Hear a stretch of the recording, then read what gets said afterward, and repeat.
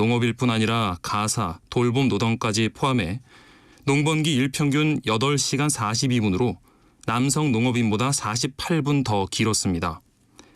또 여성 농업인의 농업 종사 기간은 평균 29.4년으로 응답자의 절반 정도는 자녀에게 농업을 물려주길 원하지 않았습니다.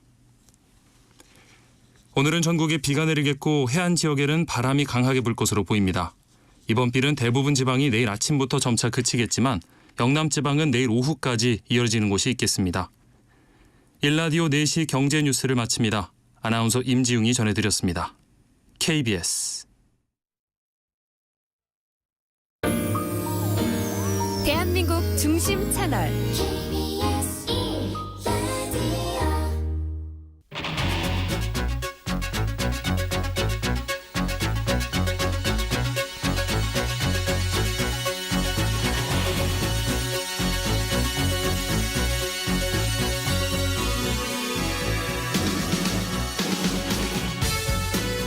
안녕하십니까. 성기영의 경제쇼 아나운서 성기영입니다.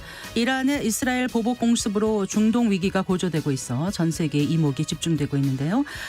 산유 부국들이 미래의 먹거리를 찾아 나서면서 탈석유 경제 다각화로 변신을 꾀하고 있는 것 관심 있으신 분들은 알고 계실 겁니다. 특히 중동의 맹주 사우디아라비아는 친환경 신도시 네옴시티 프로젝트를 추진 중인데요. 여기 우리 기업들이 참여하기도 했습니다.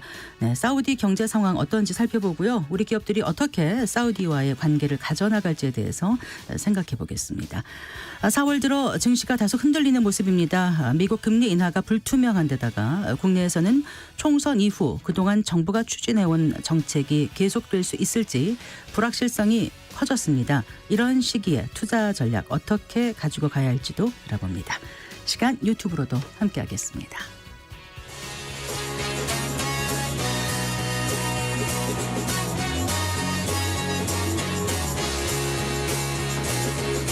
경제 시야를 넓혀드립니다. 투자의 지름길을 안내합니다. 돈 되는 정보를 발견하는 시간. KBS 일라디오 경제쇼.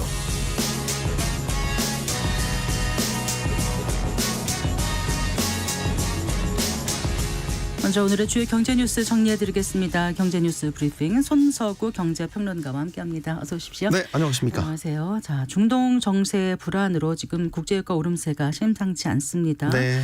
정부는 일단 유류세 인하 조치를 추가 연장하기로 했어요. 네, 그렇습니다. 오늘 열린 비상경제장관 회의에서 이제 최상목 경제부총리가 유류세 인하 연장 조치 공식 발표를 했습니다. 원래 유류세 인하 조치가 이달 말에 이제 종료 예정이었는데요. 네. 6월 말까지 2달간 추가 연장하기로 한 겁니다.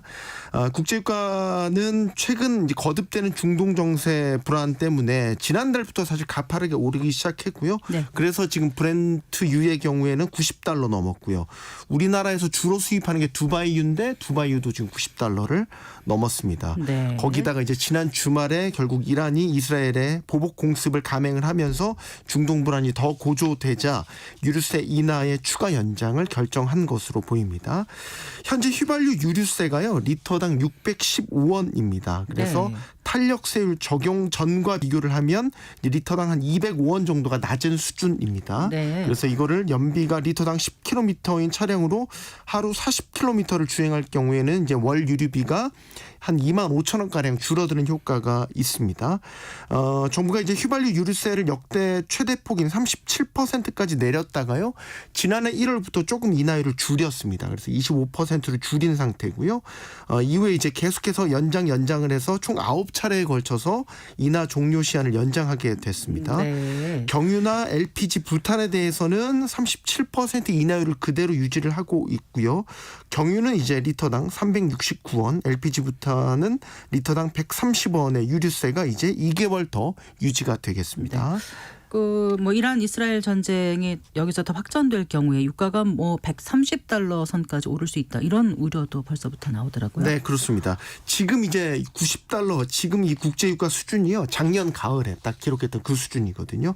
작년 가을을 돌이켜 생각해 보면 당시 이제 원유 수요가 반등을 했고 또 이 석유 수출국 기구 오펙 플러스가 적극적으로 좀 감산에 나서면서 좀 이상 급등했던 시기였습니다. 이때 기억하시겠지만 안정돼 가던 물가가 다시 또 국제유가 때문에 자극을 받았던 시기이기도 하고요. 네네. 국제유가가 말씀하신 것처럼 이제 중동에서 전쟁이 확산될 경우에는 배럴당 120에서 130달러까지 오를 수 있다는 전망이 나오는데 지금 90달러니까 이 수준까지 오른다고 감안하면 한 40에서 50% 정도 더 오른다는 얘기거든요. 유가가 130달러대를 찍었던 때가요. 2022년 3월이었습니다. 네. 당시 휘발유 가격이 1,800원대로 올랐거든요. 네. 그때 이제 유류세 인하 조치가 시행되면서 떨어지긴 했지만 이번에도 만약에 유가가 만약에 그 수준까지 간다면 아마 2년 사이 인플레이션율까지 감안했을 때 아마 휘발유 가격이 1,900원대까지도 올라설 수 있습니다. 네. 정유업체들이 유가 들여올 때요. 달러로 결제합니다. 지금 환율이 많이 올랐잖아요. 오늘 1,380원대까지 올랐고요. 지금 1,400원대 돌파 가능성도 열어두고 있기 때문에 만약에 이런 상황들이 겹치게 되면 이번에 유류세 인하 조치를 연장한 그 효과가 크게 나타나지 않을 수도 있습니다. 네. 거기다 이제 기업들까지도 각종 비용이 오르고 뭐 2차, 3차 생산물, 가공 제품 등에까지 다 순차적으로 반영이 되면 물가 잡기가 더 어려워질 수 있다는 얘기가 되겠고 환율이 일단은 굉장히 걱정인데 진짜 우려한 대로 1,400원을 육박하거나 돌파하는 상황까지 빚어지게 되면 네. 이게 수입 물가를 자극하게 되거든요. 그러면 이제 고환율이 결국 이런 수입 물가를 올리게 되기 때문에 수출 마진이 줄어들고 투자 여력도 위축이 되고요. 네. 그래서 유가 환율이 무섭다라는 게 바로 이 부분입니다. 그래서 고유가, 고환율이 고물가로 나타나고 결국 금리도 내리지 못하는 그래서 고금리가 장기간 이어지는 이런 상황에까지 염두에 둘 수밖에 없는 거죠. 그 환율 지금 말씀하셨는데 이제 물가에 영향을 미치지 않습니까? 네. 그 치킨과 햄버거 가격도 또 올라서 네. 계속 물가 얘기를 지금 해야 될 것 네, 같아요. 오늘 네. 계속 물가 얘기를 하게 되는데요. 치킨업계 5위인 굽네 치킨이 오늘부터요. 치킨 9개 제품 가격을 일제히 1,900원씩 인상을 했습니다. 네. 그래서 이게 2년 만인데 이렇게 돼서 이제 대표 메뉴인 고추바사삭이란 제품을 보니까 18,000원에서 19,900원까지 10% 넘게 올라서 이제 2만 원에 육박하게 됐습니다. 또 치킨 버거 브랜드죠. 파파이스도 오늘부터 치킨 샌드위치, 뭐 음료 다 포함해서 평균 4% 정도 가격을 인상한다고 발표했습니다. 오늘 가격 인상을 발표한 업체들 보면 최근 물가 인상 또 배달 수수료도 올랐고 인건비 상승 압박 이런 것들 때문에 불가피하게 가격을 올리게 됐다라는 설명을 내놨거든요. 네. 이런 가격의 줄 인상은 결국 식품 매식업계 전반으로 이어질 조짐입니다. 특히 이제 총선이 끝났기 때문에 그동안 정부나 정치권 눈치를 봐서 가격 인상을 자제했던 업체들이 너나 할 것 없이 지금 가격 인상 대열에 나설 것으로 보입니다. 최근에 또 코코아 이야기도 전해드린 바가 있고 설탕 같은 이런 식품 원료 가격도 많이 올랐기 때문에 네. 식품 업체들도 가격 인상 조짐을 보이고 있고요. 또 구독 서비스 비용도 지금 올라갈 조짐입니다. 최근에 대표적으로 쿠팡이 유료 멤버십인 와우 멤버십 월 회비를 4,990원에서 7,890원으로 50% 넘게 전격 인상한 게 아주 대표적인 사례가 되겠죠. 네, 서민 물가가 자극받을까 걱정인데 지금 또 공공요금 인상까지도 예고돼 있어요. 네, 지금 전기, 가스요금 인상 여부에 일단 관심이 매우 쏠리고 있는데 물가 관리 차원에서 총선 전에 이런 요금들이 다 동결되었거든요. 그런데 이제 한국전력이나 뭐 한국가스공사의 이런 재무 상황이나 최근 국제연료 가격의 오름세 이런 것들을 고려하면 사실상 인상은 불가피하다. 인상 폭이나 시기 등을 놓고 지금 검토에 들어간 것으로 보고 있습니다. 네네. 도시가스 요금의 경우에는 이제 다음 달 1일자로 공급비 조정에 들어가게 됩니다. 도시가스 요금이 이제 원료비와 공급비로 구성이 되는데 산업통상자원부가 이제 5월 1일에 공급비의 조정을 결정하게 되면 그 이후에 정부 내 협의를 거쳐서 이제 도시가스 요금이 오르게 되는 이런 수순을 밟게 되는데요. 네네. 오를 가능성이 높아 보이고요. 전기 요금의 경우에는 지금 2022년 4월부터 지난해까지 5차례에 걸쳐서 전기 요금을 한 40% 정도 올렸고 더 올려야 된다는 요구도 있었는데 물가 관리 차원에서 지난해 11월에는 사실 산업용만 올렸어요. 그런데 지금 여전히 한전 부채가 200조 원이 넘어서 재정난이 심각한 상황이기 때문에 전기요금의 현실화 차원에서 여전히 정부는 인상 가능성을 열어두고 있는 상황이거든요. 네. 이제 문제는 지금 날씨가 따뜻해지고 있지 않습니까? 온난화로 고온의 날씨가 빨리 오게 되면 전력 수요가 그만큼 빨리 올라가기 때문에 전기요금 인상이 서민의 경제 부담으로 직결될 수 있다라는 점, 이런 부분들은 큰 부담으로 작용할 수 있는 네. 부분입니다. 그 민간 아파트 분양 가격 동향이 발표됐던데요. 분양가도 또 계속 오르고 있어요. 네, 그렇습니다. 주택도시보증공사 허그가요, 지난 3월 말 기준입니다. 민간 아파트 분양 가격 동향을 발표를 했는데요. 전국 민간 아파트의 최근 1년간 제곱미터당 평균 분양 가격은 563만 3천 원으로 집계가 됐습니다. 이게 전월 대비, 그러니까 한 달 사이 4.96%가 오른 겁니다. 네. 한 달 사이 5% 가까이 오른 거죠. 1년 전과 비교를 하면 17.24%가 오른 수준입니다. 서울의 민간 아파트 평균 분양가는 제곱미터당 1,149만 8천 원으로 집계가 됐습니다. 이거를 그러니까 3.3 제곱미터당으로 환산을 할 경우에는 3,801만 원입니다. 네. 처음으로 3,800만 원을 돌파를 한 건데요. 오르는 속도가 너무 가팔라요. 지금 전월과 비교하면 24.18%나 상승을 한 겁니다.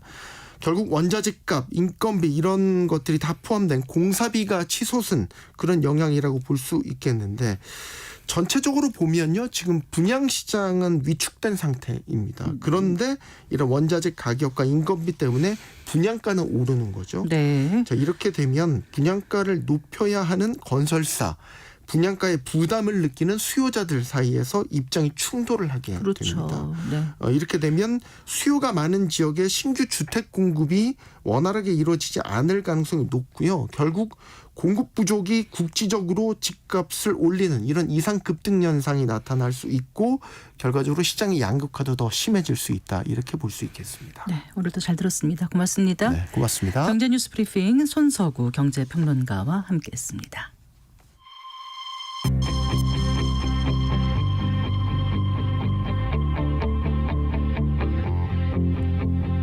경제 전문가의 원포인트 레슨. 꼭 알아야 할 정보와 이슈를 알기 쉽게 풀어드립니다. 대한민국 경제 고수와 함께 투자의 맥을 짚는 KBS 1라디오 경제쇼. 진행의 성기영 아나운서입니다.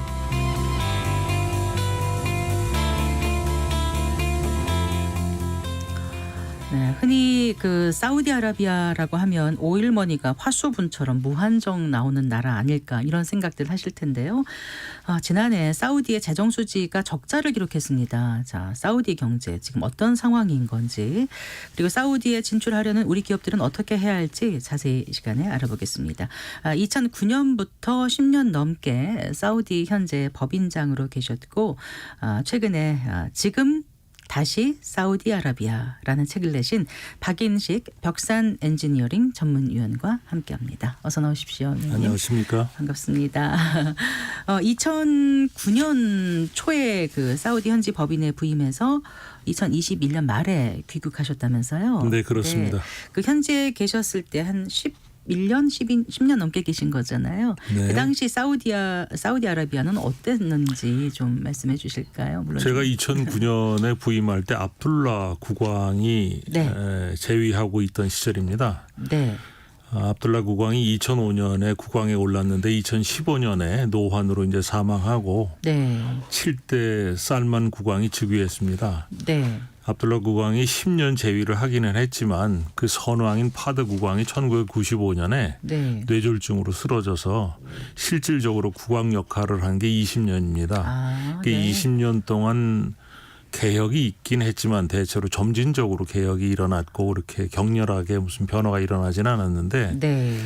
2015년에 살만 국왕이 즉위하고 아들인 무함마드 빈 살만 왕세자가 2017년에 네. 권력 전면에 나서면서부터 굉장히 급격하게 모든 것들이 바뀌어 나가고 있습니다. 네. 그 뭐 여러 가지 정책도 변경되고 있지만 그중에 특히 눈길을 끌만한 것은 이슬람 종주국으로서 종교에 의해서 모든 것들이 억제가 되고 있던 상황에서 네.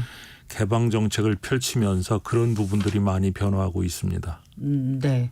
그러니까 이제 왕은 살만 왕인 거고요. 네. 네, 그 이제 왕세자가 무함마드 빈 살만 왕세자인데 왕이 있으면서 왕이 실권을 갖는 건가요? 아니 지금 왕세자가 많은 의사결정을 하고 하는 것 같아서요. 지금까지는 국왕이 네. 그 모든 권한을 행사했습니다.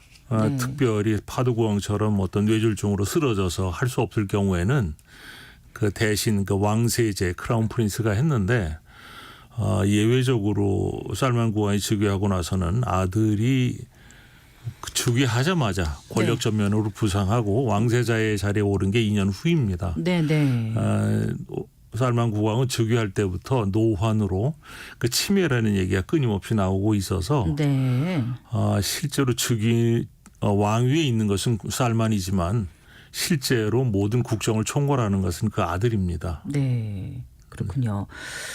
그러니까 이제 국왕이 즉위하고 빈 살만 왕세자가 실질적인 통치자로서 여러 가지 이제 개혁하는 모습을 지금 보이고 있는 네, 거로 그렇습니다. 전해지고 있는데 오늘 그 빈 살만 그 체제의 사우디아라비아 경제 현주소를 좀 짚어봤으면 합니다.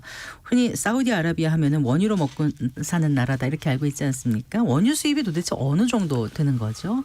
사우디가 세계적으로도 상위권에 들어가는 산유국입니다. 그러니까 여러 원유 매장량이 상당하지만 오펙 쿼터에 묶여 있기 때문에 자기네 마음대로 생산을 하지는 못하고 네.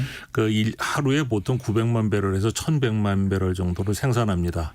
그중에서 30%를 내수로 사용하고 나면 수출하는 물량이 그저 하루에 720만에서 730만 배럴 정도 되는데요. 네.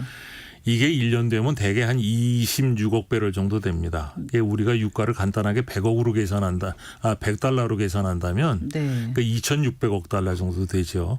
지금 네. 원유 가격이 80달러에서 조금 넘어가는 선이니까 이 정도라면 올해 말쯤에 가면 한 2,100억 달러, 2,200억 달러가 채 안 될 것으로 생각을 합니다. 네. 그렇군요. 네. 그러면 원유 수입국들 중에서 사우디가 몇 번째 정도 되는 거죠? 중동에서는 최대 산유국이고 또 최대 석유 수출국이긴 한데 네. 최근에는 이제 그 종래의 어떤 유전에서 석유를 생산해내는 것이 아니라 네. 쉐일 오일이라고 해서 그 쉐일층에서 석유를 짜내는 그런 생산 기법들이 개발이 되면서 네. 그 산유국으로서의 위상이 많이 떨어졌습니다. 네. 그래요. 그 지금 이미 이제 브렌트유나 두바이유도 배럴당 90달러를 넘어섰어요. 네. 지금 이제 중동 네, 위기가 고조되면서 그런 상황인데, 자, 그 전에 사우디의 어떤 그 위상이 조금 좀 약화됐다는 느낌으로 말씀을 주셨는데, 실제로 이제 사우디 재정 수지를 보면 지난해 적자를 기록했다고 네. 하더라고요. 그 사우디 아라비아의 재정 상황도 좀 짚어볼까요? 작년에만 적자가 아니고요. 그 살만 국왕이 2015년에 즉위했는데 네, 네. 2014년까지는 유가가 100달러를 넘어섰습니다. 계속 100달러 이상의 고유가를 유지하고 있었는데 공교롭게 살만 국왕이 즉위하던 2015년부터 네. 유가가 급격하게 떨어져서 예. 2015년부터 올해까지 지금까지 2022년을 제외하고 나서는 네. 계속 적자였습니다. 22년에 유가가 상당히 많이 고유가가 형성되면서 네, 네. 200억 달러 이상의 흑자를 이루기도 했지만 네. 그 나머지 10년 중에서 9년 정도는 네. 적게는 200억 달러, 네. 많게는 1,000억 달러 정도 적자가 났습니다. 네, 그렇군요. 재정 적자 규모가 뭐 GDP의 1.9%에 달할 것으로 전망된다 이렇게 나오더라고요.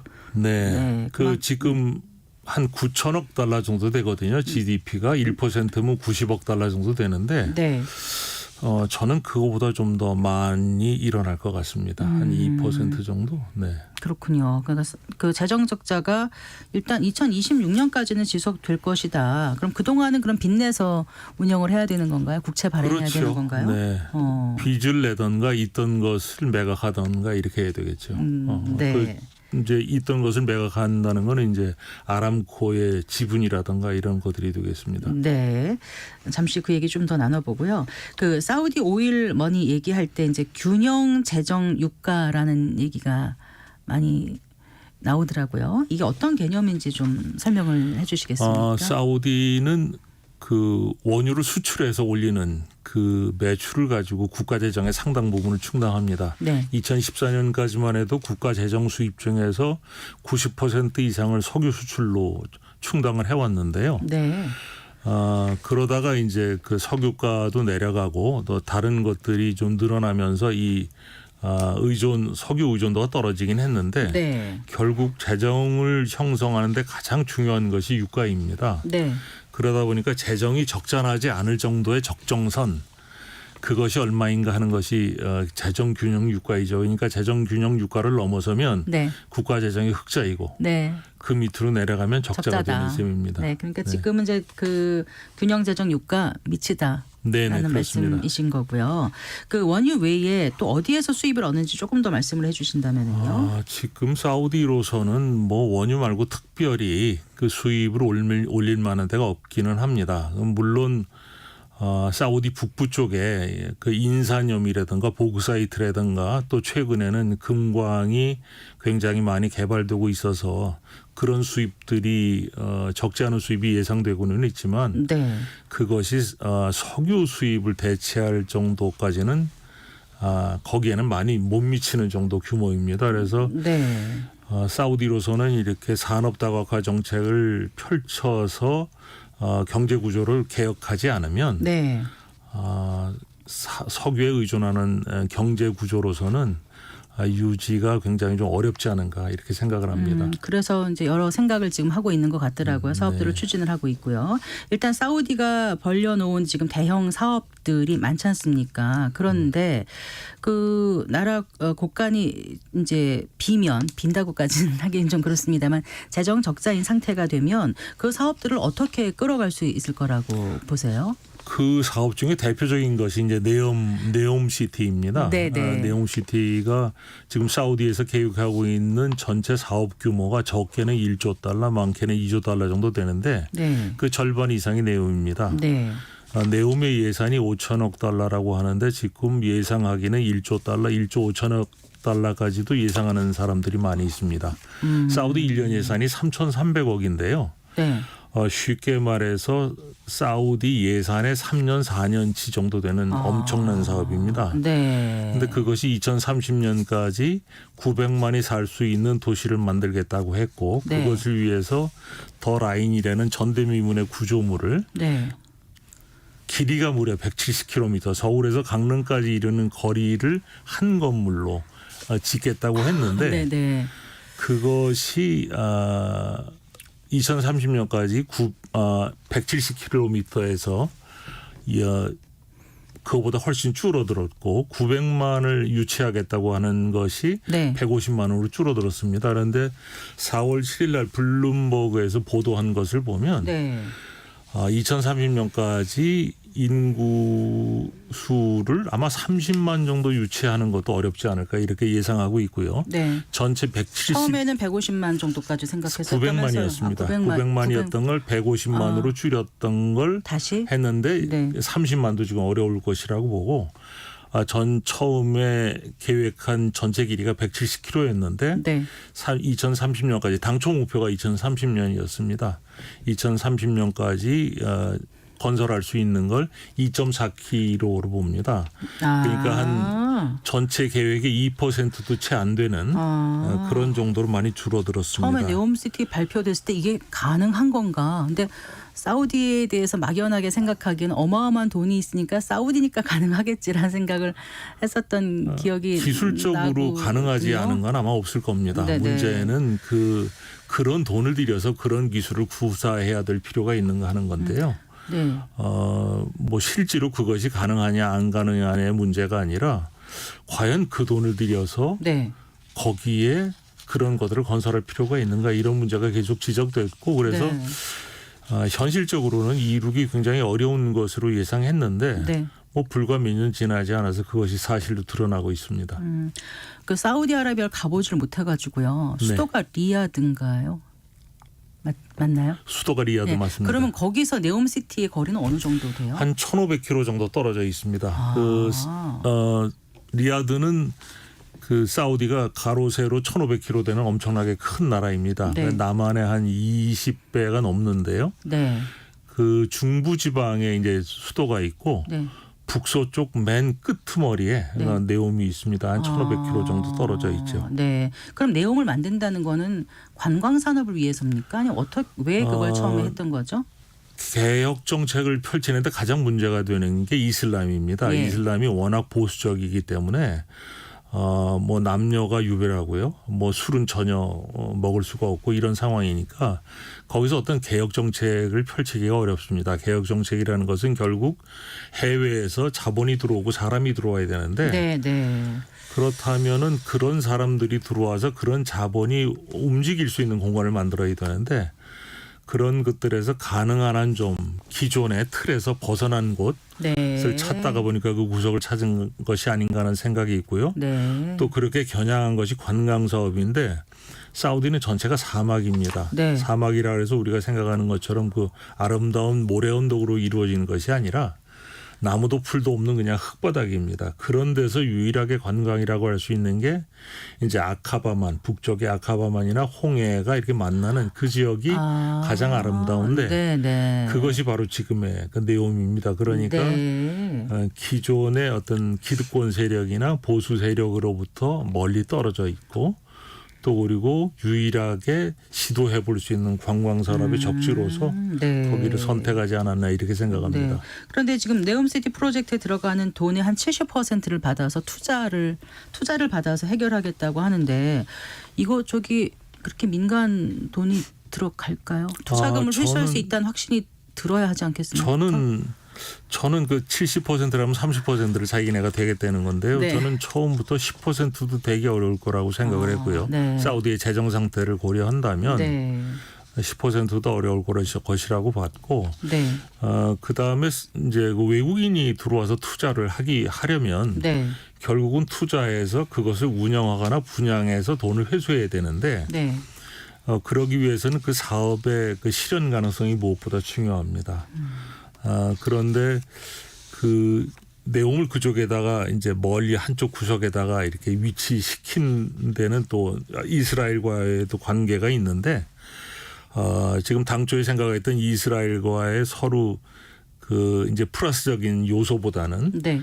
가자 지구와 이제 이스라엘이 충돌하는 바람에 오히려 그 마이너스 요소가 돼서 네. 굉장히 불안합니다. 그래서 지금 정도 되면 이미 사우디가 그 마중물처럼 재정을 부어서 시작만 해놓으면 네. 투자금들이 들어와서 활발하게 사업이 추진이 돼야 되는데 네. 지금 작년 연말 올해 초 이렇게 보면 네. 투자했다는 보도가 별로 나오질 않습니다. 그래서 네.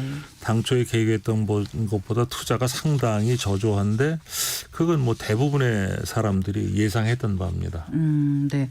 우리 기업들도 여기에 관심이 있어서 투자하겠다는 기업들이 있지 않았습니까? 가서 뭐 철도 놓는데 해보겠다 이런 기업들이 있었던 걸로 알고 그거는 있는데. 이제 그 현대건설하고 삼성건설이 네. 그 네옴의 그때 조 단위의 사업을 수주한 적이 있습니다. 터널 공사가 있는데요. 네. 그것은 투자 사업이 아니고 사우디 정부의 재정으로 하는 사업입니다. 왜 그러냐면 네. 투자를 받기 위해서는 일단 일을 시작해야 되는데 그러기 위해서는 마중물처럼 사우디가 국가 재정을 들여서 이제 일을 시작해야 됩니다. 그래서 일을 시작한 첫 단계여서 아직은 투자한 사업이 아니라 재정 사업으로 한 거고 네. 이제부터 들어가는 사업들은 전부 자기가 재정을 확보해서 가지고 들어가야 되는 사업이 되겠습니다. 네, 그래요. 자, 그러면 지금 상황으로 봐서는 이렇게 그 성공적으로 이 사업이 완료될 거라고 전망하기는 매우 어렵다고 느껴지는데 이런 사업을 계속해서 그 사우디 왕세자가 빈 살만 왕세자가 계속해서 밀어붙일지 아니면 중도 포기할지 사업의 아니면, 성공과 실패에 네. 대한 개념이 좀 달라져야 되지 않나 하는 생각을 요즘에 합니다. 네네. 처음에는 사우디가 발표한 계획대로 100% 이루어질 것인가. 네. 저는 이제 이루어지지 않을 것이라고 생각을 했는데 그러면 실패한 것인가. 요즘에 와서 저는 좀 생각이 좀 달라지고 있는데요. 네. 사우디가 주변의 아랍에미레이트나 다른 국가들과 경쟁하고 있는 상황에서 자기네가 뭔가 새롭게 산업 다각화를 해내려면 네.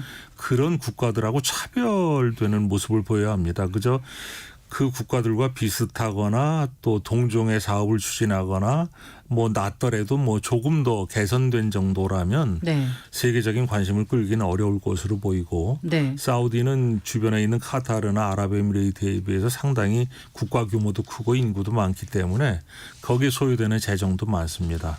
그렇다 보면 상당히 많은 재정을 끌어올려면 많은 투자자의 관심을 얻어야 되는데 네. 그러자면 남보다 조금 낫다는 정도 남들이 하는 거 가지고는 되질 않고 네. 전혀 들어보지 못한 꿈꿔보지 못한 것들을 캐치프레이즈로 내세워야 그나마 관심을 끌 수 있지 않을까. 그래서 저는 요즘에 와서 드는 생각이 그 사람들이 당초에 발표한 것들 그대로 완성시킬 계획을 세운 것은 아니고 네. 그렇게 해서 관심을 끈 이후에 아하. 최대한 자기네들이 계획했던 것들을 이루어가려는 것들이 아닌가. 그렇다면 아하. 네. 그것을 실패했다고 볼 수는 없는 일이 아닌가. 네. 다만 대외적으로 발표한 계획과 자기네들이 당초에 내심 얻고자 했던 것들이 좀 다르지 않았을까 이렇게 생각합니다. 알겠습니다. 어쨌든 뭐 빈살만 왕세자가 쓸 카드는 아직까지 남아 있다. 아까 말씀하신 아람코 지분을 시장에 네. 더 내다 팔 수도 있고 뭐 또 국부펀드 있고 뭐 여러 가지 방법은 있을 것 같긴 한데 어쨌든 사업이 축소되더라도 시장에 전 세계 이목을 끊는 데는 성공했습니다. 성공했다 거기까지는. 이렇게 하는 네. 말씀이시고요. 그럼 어떻습니까? 우리 기업들은 이 사우디를 그냥 어떻게 바라보면 좋을까요? 현지에서 10년 넘게 계셨고 지금 중동 어떤 위기라든가 이런 거 보시고 또 이게 이제 극복이 돼서 앞으로 몇 년 후에는 어떻게 우리 기업들이 사우디와의 관계를 가져가야 되는지 여전히 기회의 땅인 것은 맞는지. 여전히 기회의 땅이죠. 왜 네. 그러냐면 우리는 수출에 상당히 많은 경제를 의존하고 사는 국가 아닙니까? 네. 그런 상황에서 외국의 시장을 외면한다면 저희가 설 자리가 없죠. 또 그리고 외국에 있는 시장 중에서 제 눈으로 볼 때는 사우디가 가장 역동적인 곳이 아닌가 이렇게 생각합니다. 그래서 거기를 포기할 수 없는 시장이죠. 네. 네. 어떤 면에서 역동적이라는 표현을 하신 거죠? 지금 뭐 추진하는 사업들의 규모나 네.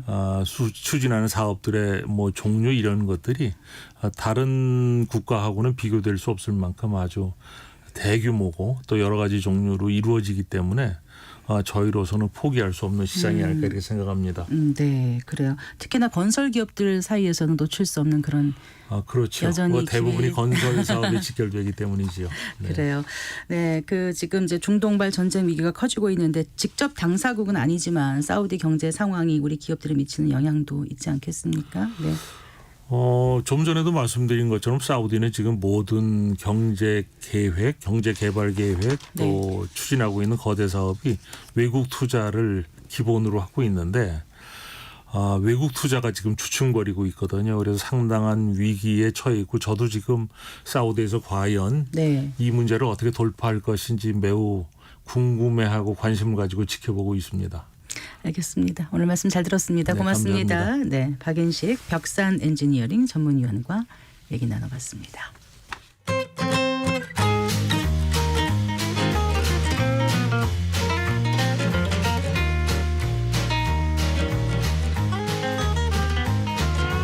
경제 맛집 투자 핫플. 지금은 돈 벌기 딱 좋은 시간. KBS 1라디오 경제쇼.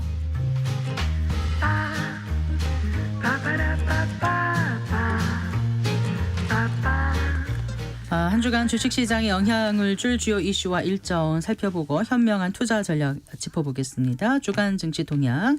오늘도 이베스트 투자증권의 염승환 이사 스튜디오에 모셨습니다. 반갑습니다. 네, 안녕하세요. 안녕하세요.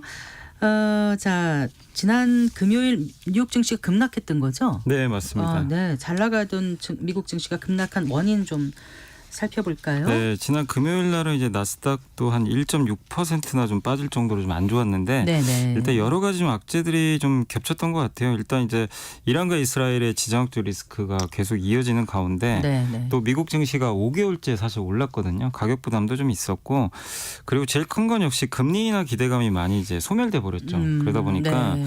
이 상승 동력이 많이 소진된 그런 상황이었고 또 1분기 실적 발표가 시작이 됐는데 그 첫 스타트를 끄는 기업이 미국의 대표적인 투자은행 JP모건인데 네. 여기가 실적 자체는 나쁘지 않았는데 향후 전망을 좀 약간 안 좋게 얘기를 해버렸어요. 네, 그래서 네. 이제 주가가 한 6% 빠졌습니다. 그래서 기업들의 실적 시즌도 좀 이제 암울하게 또 출발을 하다 보니까 증시에 그게 또 부담이 됐고 네. 또 거기다가 이제 중국 정부가 3대 국영 이동통신사의 이제 장비를 점검하고 외국산 CPU를 2027년까지 교체하라고 지시를 했는데 이게 결국 미국산 CPU 반도체 쓰지 말란 얘기죠. 네. 그러다 보니까 인텔과 또 AMD 주가가 급락을 해버린 거죠. 또 미중 갈등까지 이어지면서 네. 그래서 이런 이제 좋은 뉴스는 사실 별로 없었고 좀 네. 악재들이 좀 중첩되면서 가뜩이나 좀 쉬고 싶었던 미국 증시에 좀 부담으로 작용을 했다 이렇게 보시면 좋을 것 같습니다. 네, 그렇군요. 어떤 종목들이 많이 떨어졌다고요? 그 AMD 네, 반도체가 어드밴스드 좀, 마이크로 네. 디바이스 그것도 떨어졌었나요? 네, AMD, 인텔이 주가가 좀 많이 좀 떨어졌고 한 네. 인텔이 5%, AMD가 4%. 근데 반도체가 다 안 좋았어요. 마이크론 3.9, 엔비디아도 한 2.7%까지 네. 좀 빠졌는데 근데 그래도 이 안 좋은 와중에 요즘에 애플은 좀 괜찮습니다. 애플이 그날 그 급락장에도 0.86% AI 좀 하반기에 나오는 거 아닌가 기대감 좀 붙으면서 네. 이틀째 좀 오른 게 약간 특징적이었던 것 같습니다. 네, 그렇군요. 자, 오늘 국내 증시 좀 점검해 보고 갈까요? 오늘 이제 국내 증시 같은 경우는 일단 외국인들 매도도 좀 나왔고 사실 좀 이제 하락할 거라고 많이들 예상을 했던 게 미국이 좀 안 좋은 데다가 네. 원달러 환율이 거의 지금 1,400원 근처까지 좀 간 상황이고 네. 유가도 조금 이제 올라와서 물가 부담도 커졌는데 거기에 작년에도 그렇지만 이제 헤즈볼라가 이스라엘 이제 공격했을 때도 국내 증시 되게 안 좋았는데 지금 비슷한 상황이죠. 이란의 이제 그 이스라엘 공격 이런 부분들이 일단 좀 부담이었는데 다만 지금 장중에 국제 유가가 오히려 좀 하락 반전을 해버렸고요. 네.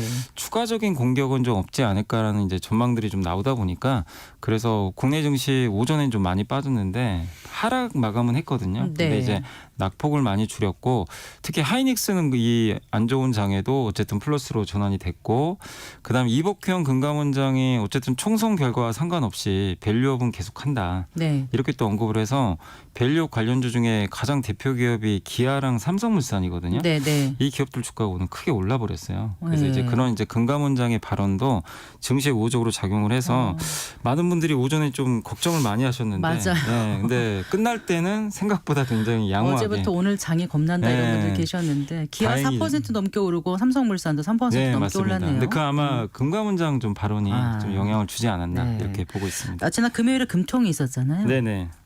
예상대로 이제 금리는 동결됐는데 하반기 금리 인하는 좀 아무래도 좀 불투명해졌다 네. 이런 시장의 평가가 많은 것 같습니다. 일단 금통위 내용 정리해 주시고 금리 인하 전망도 좀 해볼까요? 일단 이제 이거는 이제 뭐 그 한국은행 총재도 얘기했던 거지만 이제 깜빡이라 그러죠. 인하하기 전에 이제 깜빡이를 켜는데 깜빡이를 아직 켜진 않았지만 손은 얹고 있다. 그러니까 언제든지 킬 준비를 하고 있다. 이런 이제 언급을 좀 해줬고 그래서 금리 인하 가능성을 지금 예단하기는 좀 어려운 상황이다라고 좀 언급을 했는데 다만 이제 이게 조건에 따라서는 다 달라질 수 있다. 이렇게 보시면 좋을 것 같아요. 네. 일단 우리나라도 지금 소비자 물가 상승률이 3%대니까 이게 사실 이제 2%대로 좀 낮아져야 되는데 제일 문제가 농축수산물 상승률이 지금 너무 높거든요. 네. 작년 7월에 0.1% 상승했던 이 농축수산물 가격 상승률이 이번에 11.7%까지 오른 거예요. 그래서 이제 물가 상승에 네. 좀 주요 원인 중에 하나로 작용했죠. 근데 이게 만약에 하반기에 좀 안정화가 되면 네. 안정화되고 국제 유가가 안정화되고 미국이 예상대로 6월 정도에 만약 금리 인하 해주면 네. 한국은행도 아마 할 가능성은 높다라는 게 좀 중론인데 다만 이제 이 물가가 안정화되지 않고 미국이 금리 인하 시점을 자꾸 뒤로 미루면 한국은행이 이게 금리 인하를 먼저 하긴 되게 어려운 게요. 네. 금리 차가 지금 2%나 벌어져 있어요. 아. 우리가 3.5고 네. 미국이 5.5니까. 네. 그럼 우린 낮추면 더 벌어지겠죠. 더 벌어지죠. 그럼 이제 돈의 흐름이 예. 그래서 그 부분도 있고 또 최근에 환율이 지금 1,380원을 넘었잖아요. 네. 이 상황에서 금리를 낮추면 금리 인하를 하게 되면 그 나라 통화 가치가 또 떨어지거든요. 네. 그럼 원달러 환율이 올라갑니다. 또. 그렇겠네요. 그래서 이제 이 어떻게 보면 이제 한국은행 총재 입장에서도 이게 이창용 총재도 좀 부담스러운 거죠, 사실은. 그래서 네. 이게 조건이 하반기에 맞으면 뭐 환율 안정화되고 물가 안정화되고 미국이 금리 인하하면 언제든지 할 가능성은 저는 높다고 보는데 지금의 이 분위기 하에서 당장 뭐 하반기가 지금처럼 움직여줬다. 이 조건이다. 그러면 금리 인하하기는 사실 좀 쉽진 않거든요. 그래서 아직 시간이 남아 있는데 7월 달에 원래 인하할 걸로 많이들 전망을 했거든요. 네. 그래서 그거는 이제 적어도 한 우리가 6월까지는 조금 더 상황을 지켜봐야 네. 명확해질 것 지난해 같습니다. 연말부터 거의 뭐 약간씩 왔다 갔다 하지만 네. 거의 기정사실처럼 언급이 되던 이제 하반기 인상설은 약간 좀 덜 유효해진 것 같다는 네, 그러니까 좀 약간 생각이. 불퉁이니까 깜빡이는 킬 준비는 하는데 네. 언제 킬지는 아직은 좀 이제 불투매진 상황이 네. 된 것 그 같습니다. 환율 얘기 좀 해주세요. 오늘 네. 지금 얼마까지 마감이 됐죠? 환율이요? 오늘 아마 1,385원 이상으로 아마 제가 아까 네. 오늘도 한 4원 정도 올랐더라고요. 그래서 네.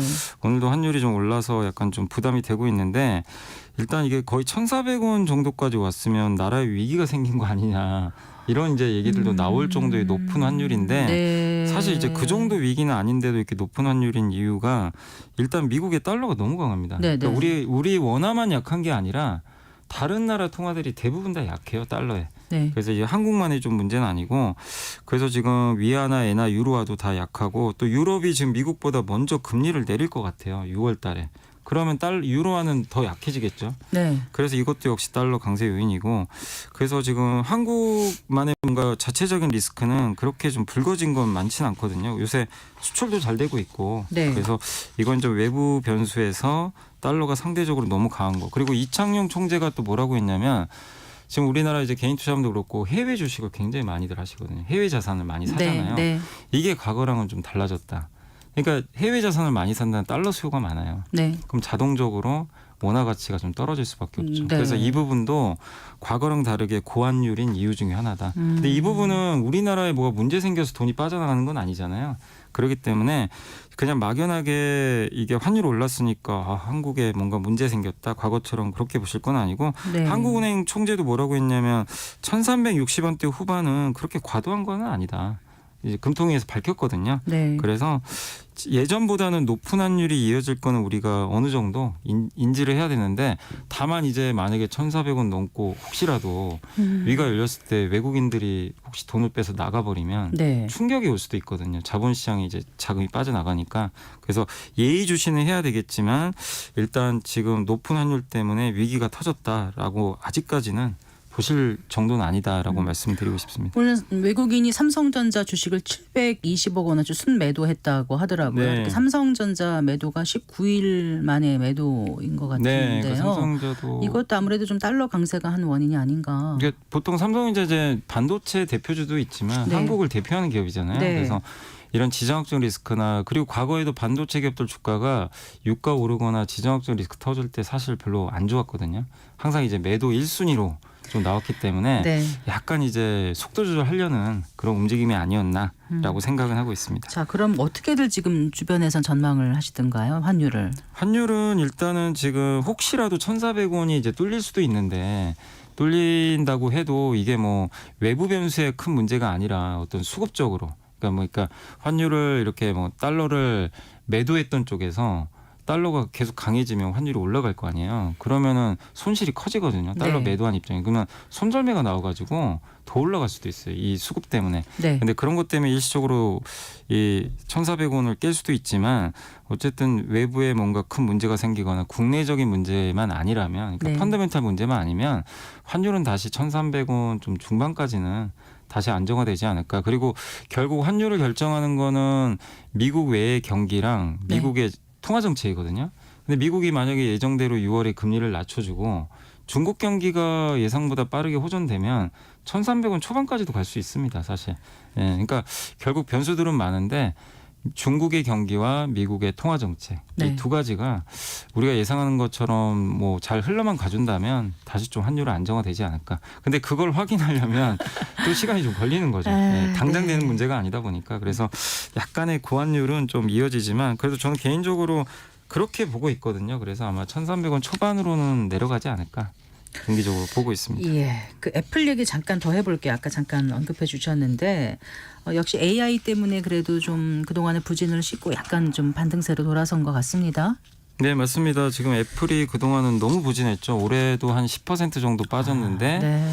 근데 지난주에 블룸버그에서 갑자기 이제 AI에 중점을 둔 이제 새로운 CPU가 그러니까 네. 새로운 이제 반도체가 그 맥 라인업이라 그러죠. 이제 애플의 그 PC죠. 네, 컴퓨터 여기에 아마 탑재가 될 것 같다. 아하. 이런 이제 언론 보도를 했어요. 그러니까 이게 AI 기능이 들어간 거거든요. 네, 그래서 이제 네. 드디어 애플도 AI를 하는구나. 음. 그래서 그날 주가가 4% 가까이 이제 급등을 했는데, 네. 근데 보다 구체적인 내용은 애플이 6월달에 개발자 회의를 열거든요, 세계. 아. 거기서 아마 공개를 할 것 같아요. 그래서 이거는 언론 보도라 아마 애플 관계자가 뭐 블룸버그에 소스를 줬는지는 모르지만, 근데 블룸버그도 그냥 보도할 리는 없잖아요, 사실은. 네, 네. 그래서 근데 구체적인 건 6월에 애플의 직접 입장을 우리가 들어봐야 될 것 같아요. 그래서 거기서 만약에 네.